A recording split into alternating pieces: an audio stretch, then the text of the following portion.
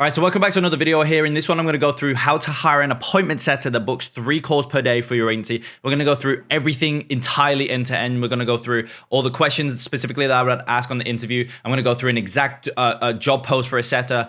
I'm going to cover everything in this training. So with that being said, let's just jump straight into it and not waste any more time. So you always want to start with a scorecard. This applies to any role that you hire for your agency or your coaching business, whatever it is. Any role that you hire, you always want to start with a scorecard. A scorecard is basically a list of key outcomes and competencies that you require for a specific role, okay? Now, basically, by having a properly structured scorecard, it allows you to hire the right person for the specific outcome that you need, okay? So here's my scorecard. This is the one I actually personally use for all of my hires, for my appointment setters. So if you want this exact scorecard, just go ahead and comment the word scorecard down below and we'll send it over to you. It literally goes through everything in terms of the specific outcomes required for the role. It goes through all the competencies required for the role. And it also goes through the performance-based compensation model that we created for the role specifically as well. So if you want this, comment the word scorecard down below. We'll send it over to you. I'm not going to go through this in this training because it would just make it way too long. So if you want it, as I say, comment the word scorecard and we'll send it to you. And basically what scorecards also allow you to do is they allow you to turn theory into specific execution, right? Because a lot of people hire for a role, but the problem is that they don't know specifically what the outcomes are that role needs to achieve in order for it to be a successful hire. Right? So that's exactly what a scorecard mitigates. It also allows you and your team to have a high level of alignment between outputs and inputs required, meaning in order for that role to be successful, so for example, with the setter, if you define their output as successful by virtue of them booking in 3 calls a day, well, then there's going to be a list of specific inputs that's required for them to get the 3 calls per day KPI. And so again, you will list that on the scorecard, and essentially that then becomes the inputs that your setter would follow every day and make sure that, they're doing their job properly, right? And they also show clear outcomes that must be achieved by the team. These are also extremely trackable. So there's no subjective kind of explanations from the setter's end in terms of, oh, here's why I didn't do it or whatever. It's like, it's black and white, right? It's objective. It's, did you do this or did you not, right? Because it's extremely trackable. And it also sets clear expectations, okay? It's very evident what you expect from your team and it's clear what they need to achieve. That's really key. And then finally, it allows you to track your new hires progress over time as well. So again, if you want this one, just comment the word scorecard down below and we'll send it over to you. This is essentially what you're going to hire against, okay? But I'm going to come back to this later on in the hiring process because you'll see down here in the second interview, that's then when we're going to come back to the scorecard. So I'll circle back to there. It'll make a lot more sense as we go through there. But you need to start with this. You need to create this for the role before you start your hiring process, because at the end of the day, if you don't create the scorecard, how do you know what to look for, right? That's exactly what the scorecard mitigates, okay? So finding the perfect appointment setter. The most common question that I get is, where do I find A players? I get this question around any role, to be honest, but especially with sales roles such as closers and setters. Where do I find the best appointment setter? Here's the thing. There's no secret directory of A players for any role, no matter what, whether you want a media buyer, a closer, a setter, client fulfillment, CSM, whatever it is, there's no A player. There's no secret directory. There's no gold mine of A players, which it's kind of annoying, but it's just the truth. So effective sourcing is achieved in 2 main ways. Number 1, not looking only when you need someone. Okay, and I'm going to get into what that means here in a minute. And then number 2, looking at talent acquisition as you look at client acquisition. So let me just quickly mention what I mean by this one. Not looking only when you need someone. The biggest mistake people make in hiring and recruiting and whatnot is looking at the point at which they need someone. Why is that a mistake? It's simple. It's because at the end of the day, if you rush the hiring process, most of the time, you're going to make the wrong decision. Just kind of by default, right? If you rush something, you're going to make the wrong decision, not going to do it correctly. And so if you wait and wait and wait until you need somebody to come on board, you're at client capacity and you cannot bring on one new client unless you bring a new hire on board, then guess what? You're going to be forced to just kind of, whoever the first person is, the second application, the third application, the fifth application that comes through, you're going to be like, yeah, they'll do, right? And they never work out. So the key to effective lead sourcing is starting now when you don't need anyone, because now you can just start to gather a lot of applicants. And when it comes to the point of you actually needing somebody, you'll have a bench. We call it a hiring bench, right? It's the same thing with a sports team. A sports team never goes out to play a game with just the amount of people they need on the pitch, right? Or on the court, right? They'll always have a team of A players sat on the bench ready to come on as soon as either, somebody comes off, the game goes the wrong way and they need to break, whatever it might be, right? It's the same thing with hiring. The second thing here, as I say, is talent acquisition. You must look at in the same way as client acquisition. What do I mean by this? Well, with client acquisition, you would never run an ad where you basically say something along the lines of, come and work with, come and be our client. We'll run your Facebook ads and we'll do this and we'll do that. And that's it, right? You'll never run an ad like that, right? It's just illogical. However, when it comes to talent acquisition, people do that all the time. They'll say, "Hey, we're looking for a new setter. You know, we'll pay you, you know, $100 per new set closed. We have a great culture. If you're interested, DM me the word X." It's like, how do you expect a true A players to really come through your hiring process when that is your job post? Which is why I've gone through and I actually wrote this job post for you this morning, which we'll get onto here in a minute. But you need to look at talent acquisition in the same way that you look at client acquisition, and that is how you get true A players. It's not necessarily by the area in which you look, right? Because again, the area in which you look, there's not one directory of just pure A players. They're everywhere. They're in Facebook groups. They're in, your personal network. They're on job boards. They're everywhere, right? So you can't just look in one area is my point. Okay, but where do you look, right? Because I want to give you some tangible advice here, right? So sourcing channels. So basically, these are in order. Okay, so I would go through these in this order because this is going to basically make sure that you get the highest quality people, right? Because there is certain places that you can look that naturally have a higher quality person. So the best place is your current team, right? No one talks about this, but this is the best place to source new talent from, right? Because who knows your culture and overall company the best? Your team, because they're in it. Right? So they will bring you your most qualified candidates because they will subconsciously do a lot of the screening for you. They'll think about somebody that they know and they'll automatically be like, no, they're not a good fit. Right? And that's just because your current team is in your culture, so they know what's best. Ask your current team, do you guys know any potential setters? Simple as that. Your current client/customer base, this is also another great one, right? Either source clients directly, or you can ask clients if they know highly talented people for the role that you want to hire. In this case, it's a setter role. By the way, this entire doc here, guys, it goes through like hiring for any role. I've just made it setter specific because at the end of the day, it will get more clicks and views, right? Your personal and or professional network. Okay, so ask for referrals. Hey, do you know any world-class setters? Ask your friends, if you've got a really close friend who's also running a 100K a month agency, like I can think of right now, one of my best friends, he runs 100 to 150K a month agency. If I wanted to, I could ask him. He might know some people, right? Your audience, right? Audience directly or your or referrals from your audience. So again, your Instagram, like, so we have so many clients ask us about setters. I'm like, dude, just make a post on your Instagram. I guarantee you'll get some people come through. Lo and behold, they get people come through, right? So your Facebook, your Instagram, your email list, your LinkedIn, your Twitter, etc., your YouTube, if you have a YouTube channel, and you can kind of just say a bounty wanted or whatever, right? You can say like bounty or 5K bounty. Right? That's like the headline of, if you do an email, if you have an email list, your subject line could be like 5K bounty. Do you know this person? And then in the actual email, it's like, do you know somebody who could be a good fit for a setter role? If so, we'll reward you with 5K if we pay you up and we end up hiring the person. Not only will that get people sending you referrals, but also people will be like, oh, I'm actually a good fit for that. And they'll reach out, right? And you can do that on LinkedIn, you can do that on Facebook, wherever it is. Other people's niches/audiences that are in alignment with the position. So this is like, where you look at your Facebook groups, your Upwork, and any other freelance websites, Reddit, etc. Just make consistent posts. Again, do not make one post and just hope that's going to bring you all your applications in. Make a post in like 10 Facebook groups if you need to, 15, 20 Facebook groups. It does not matter. Just go for volume and make that post once a week for 4 weeks. Make it twice a week for 4 weeks, right? Just keep posting, keep posting. The goal when you're sourcing your candidates is to get as many candidates through as you possibly can. If you've got 100 candidates for a role, you're guaranteed to be able to, or at least have the ability to make a better hire than if you only had 10 applications for that same role, right? So we're going for volume here. Because again, we're not just trying to get one amazing A player, just trying to get as many people through, and we'll delineate and we'll filter down later on, okay? Then you got your job boards, right? So this is getting colder and colder. Like obviously your current team are going to bring you your best.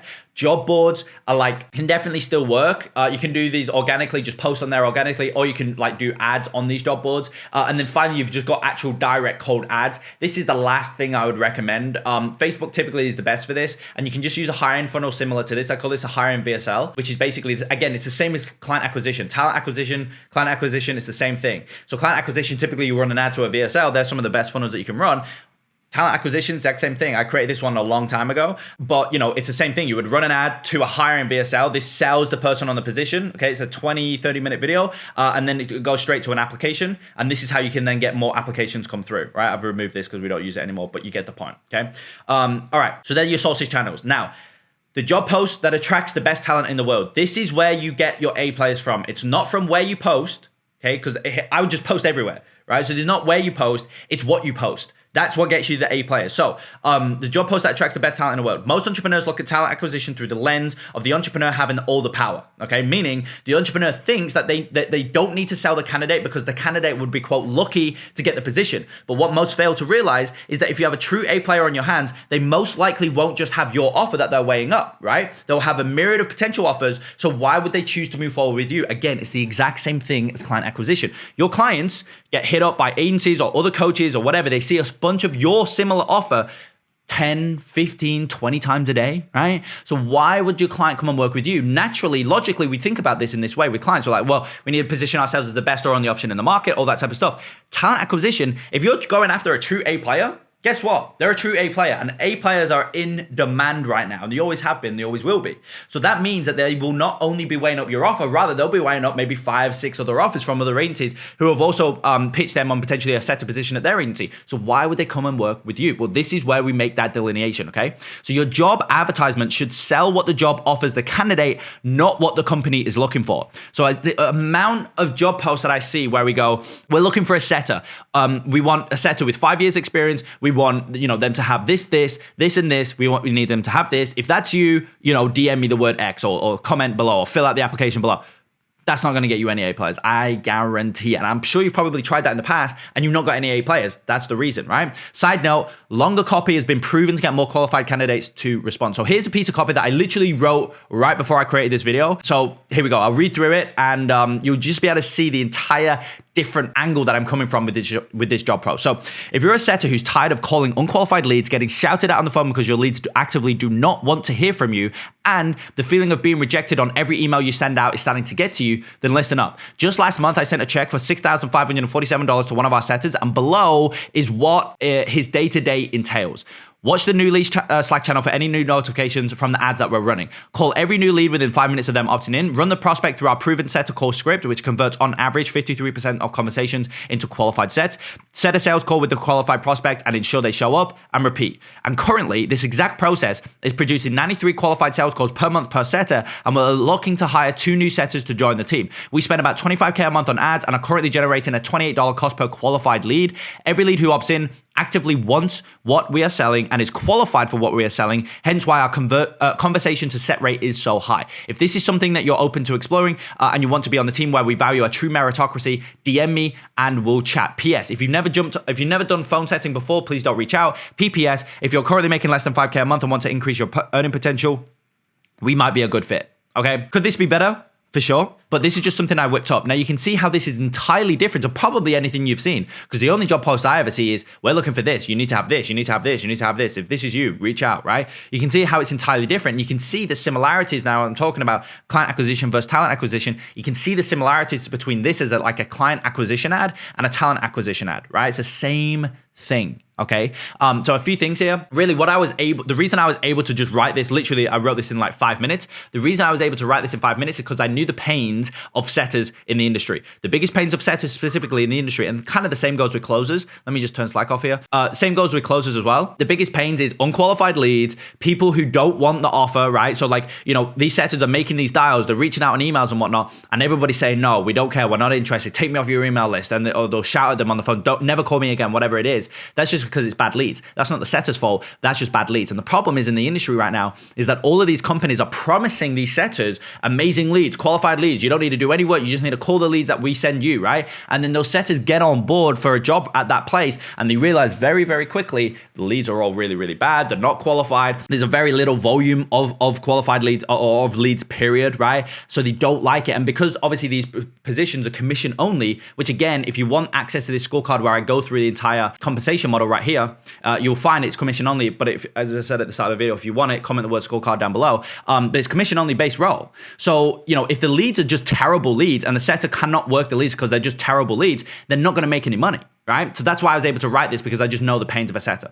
Does that make sense? That job post is what's going to get you the A player candidates that you want. It's not where you post, okay? So you're going to make your job post really solid, okay? And again, as I say, longer ad copy has been proven to get more qualified candidates to respond. Okay, now that you've got a bunch of candidates going through it. I'm not going to go through the application in this training. I can actually pull one up real quick just to show you. All right, so I wasn't going to show you the application, but I've just pulled one up here real quick. So this is, when you basically make your job post, obviously if you say DM or you just put the application link in the job post itself, it doesn't really matter. The goal is just to get people to fill out the application for the role, right? Like that's the goal. So the application would look something similar to this. So here is a few of the questions that we go through. Obviously first name, last name, just email, that's basic stuff. Here, then we go into the specifics, right? So are you able to commit to this position at least 4 hours a day, ideally 8 hours? What has your monthly average income been over the last 3 months per month? What experience and training do you have in appointment setting that makes you a good fit for this position? How long ago was this? Please give a detailed answer. What are your goals, both income and non-income goals? And what is your deeper motivation to become the best? What are your 1 to 3 biggest professional achievements? Also, what were your biggest failures and learnings? What is your appointment setting philosophy? And then finally, optional, okay, I'm going to explain this one here in a minute, but optional, create a short 2-minute Loom video on why you think you're a good fit for this position. Quick side tip, okay? Any role that you hire for, right? You want to always add in this question where it's optional and then paste a short 2-minute Loom video describing X, right? And anyone who doesn't do this, automatically DQ them, automatically remove them from your, list of if you get 100 applicants, 50 don't do it, or say 60 don't do it, then just focus on the 40 that actually did submit this. Because if they are not even able to do this, even though you say it's optional, that's why you want to say it's optional, because you'll find a lot of people just want to do the bare minimum and you don't want those people on your team. That's a side note. Okay, so that's the application. Now, once you've then obviously filtered down these application questions and responses and you go, okay, these 50 people are a good fit, then obviously you want to get those guys on an interview. Now, here's the questioning or the line of questioning for the interview itself, okay? So you want to start off with some general background stuff. So what are your goals for the next 5 years? What are you good at? What are you not so good at? Okay, here you want to look for genuine answers. If they say, I'm not, the thing that I'm really bad at is stopping work, or the thing that I'm really bad at is, I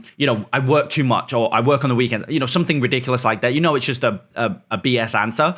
You just want to, get to the real thing, right? Everyone's got flaws. So in that case, you would say, that sounds like a good thing. I'm curious, what are you not so good at? That's it, right? So if they say, I'm not good at stopping work, well, that sounds like a good thing to me. What are you not so good at? I always work on weekends, right? Okay, cool. Well, again, that sounds like a good thing to me. What are you not so good at, right? Keep digging and digging and digging to try and dig deep into what specifically are they not so good at. Here, what you're trying to look for is alignment between the skills required for the role and the skills that are not required for the role. So if someone says, I'm just not that good on the phone, I'm just not that good on video, well, a setter, that's probably not going to be that good of a fit, right? Okay. Role, and then we want to jump into role specific experience. So let's take the last 5 years. What's your experience been? What was the job role specifically? What were you ultimately hired to do? Okay, what were your primary channels, right? This is setters specifically. For setters, you want to go, what was your channels of your lead gen in the past roles, right? How did you generate calls before? What were the channels? How did you generate leads from those channels? Gotcha. And when you got leads, what was your process from first touch to booked call? How many sets did you make per month? How many closed sets did you make per month? What was your average commission, etc., etc.? Okay, so this is kind of like a general line of questioning. Now, in terms of what to look for, so like obviously you can ask all these questions, but you need to know what you need to look for in terms of the answers, right? We don't want to just ask these questions just for the sake of it. We want to ask these questions to probe the prospect or the candidate for them to give us answers that would then help us make a more accurate decision when it comes to actually making the true hiring decision. So what do we want to look for? Well, first things first, we want to look for alignment with your scorecard. This is key, right? This is why we create this in the beginning. And as I say again, if you want mine, just comment scorecard down below. I'll send it over to you. This is what I use to hire all of our setters. You want to look for alignment with that, right? From the mission standpoint, from the outcome standpoint, and also from the competency standpoint. That's why you create this, because this is what you basically want to look for. So if there's no alignment with the setter you're speaking to and your scorecard, they're not a good fit, right? Simple as that. You want to look for them being highly engaged, okay? You want to look for very in-depth answers. You want to look for them to be quick on their feet, but also take time through a question if needed. I'm not just talking for the sake of talking. That's definitely not a trait that you want in your setters, okay? Now, if they pass the initial interview, then you want to schedule a second interview. Now, this second interview is basically where you use the scorecard as the structure for the call. This will allow you to receive more focused and specific info on your candidates based on the outcomes that you've mapped out. And this interview also allows you to identify deeper cultural fit because of the competencies, right? So literally that second interview, if they pass the first interview and you're like, this person looks really solid or whatever, the second interview then is literally just you walking through this scorecard is like the actual framework of the call. And then obviously at the end of it, you've always got your compensation here. So then, you'll go through how that works. make sure that they're happy with it, make sure everything is aligned. And if so, then you can either bring the person on at that very moment, or if you've got a couple second interview calls scheduled, then obviously you can take those as well. The final thing I'll say on hiring a setter, always hire two, because if one doesn't work out, you've got the second one. You've got a better chance of hiring a good person if you hire two. Also, it does not take any more work. No more extra work is required to train two people as one versus one person. So you may as well just hire two people at once, because it gives you, there's only an upside to it. So hopefully that makes sense. Again, if you want this scorecard, comment the word scorecard down below. We'll send it over to you. Any questions as well on the process overall, happy to answer those in the comments. Hopefully you found this video valuable. If you did, like, subscribe, all that good stuff. And I will see you in the next one.